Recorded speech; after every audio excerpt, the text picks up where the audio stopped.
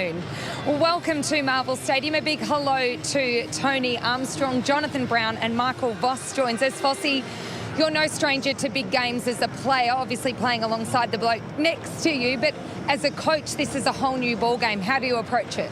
It's been pretty simple for us. I mean, we've just really focused on the old classic of just knowing your role and getting it done, and that's what we're trying to get, is some establishment and consistency around what we do, at tasks we have to be able to do in the way we want to play. And we've been constantly reinforcing it throughout the whole year, and when you're playing really big games against really good opposition, it only becomes more important.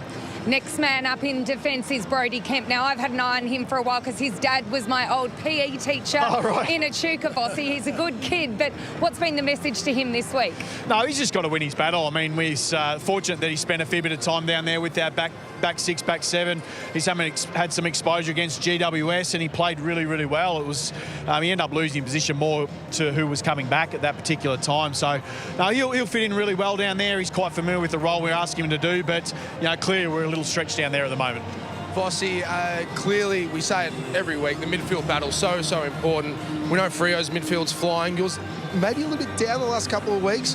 What's been the message in there? No, we have to get some drive from there. The last time we played them, the reality is we can talk about a lot of parts of the game, but their effort around the contest just gave them far better drive, and the ball lived in our back half, and no team can survive that. You might be able to get away with it once, but not against really good teams. So our mids do obviously give us territory on the field, and then it gives our ability to be able to get our forwards to work and hopefully kick a score. What about the takeaway from the round 6 loss over against Fremantle in Perth? Vossie, they beat you convincingly in the end, but Mark Pitnet was injured early in the game. The takeaways there, and your key forwards were shut down as well. Yeah, I think it comes back to that contest, Brownie, and that effort around the ball. And clearly they're a class outfit, and we've got a lot of drive off our midfield group as well. So, if we're winning the contested ball and we're getting the ball in our half, I mean, everyone wants the ball in their half. There wouldn't be a team that wouldn't say that.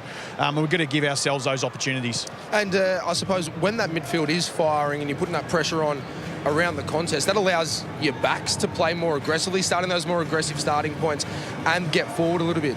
Yeah, absolutely. It puts us in more assertive positions on the ground, and the backs can be far more proactive in the way they set up, and we have to have some pressure on the ball, and they've got to be kicking it over fingers for most of the game to give our backs a chance. So, any team, if there's speed on the ball and they get one-on-one looks, well, it's a long day for every team. So we need to make sure we've got that pressure on it, and we're asking our players to be able to do that for obviously the 120 minutes of the game. And you'd like them to tighten up defensively. 76 inside 50s last week. Against Richmond, you obviously wouldn't want that number again this week. Wasn't so much defensively, Brownie. We just lost a lot of stoppages, and we lost a lot of, ball movement out of back half wasn't quite as tight as it needed to be. So it wasn't the way we defended. The ball was living down there. I was really impressed with how we defended, because when the ball's going in there that many times, it's hard to be able to hold a team to a score, and we're able to do well enough to give us a look at the end. So it wasn't so much about our defence, but it certainly was around our clearances and how we use the ball out of our back half. The chemistry between the big forwards, Harry and Charlie, has worked so well throughout the year, which perhaps is a bit surprising given how much football they haven't been able to play together. Has it surprised you? And that's where we feel like we've still got so much growth. And I talk a lot about being able to play to us, because I see us when we play it at a really high level. It's it's breathtaking. It's really powerful at times. But we also understand that we've got Charlie and Harry are playing together for the first time. Our Smalls don't have a lot of games under their belt. They're playing together for the first time. Even our midfield group, with the combination we've had, while they're experienced, it's the first year that they've been there all together. So we still feel like we've got a lot of growth within. Vossie, we always love chatting to you on Fox Footy. Best of luck today. We hope it's a ripper. Good luck. Cheers. All the best, mate. Cheers. Brownie, are you proud of him and what he's been able to do in this stint of coaching? Your old captain? I feel like I'm half a Carlton supporter now. Between my eldest daughter, Olivia, who's married Carlton, and now Vossie. Can't help but feel like I've started cheering at the TV. Got reprimanded by my wife the other day when things were getting a bit passionate in front of the box. So just glad that he got a second chance.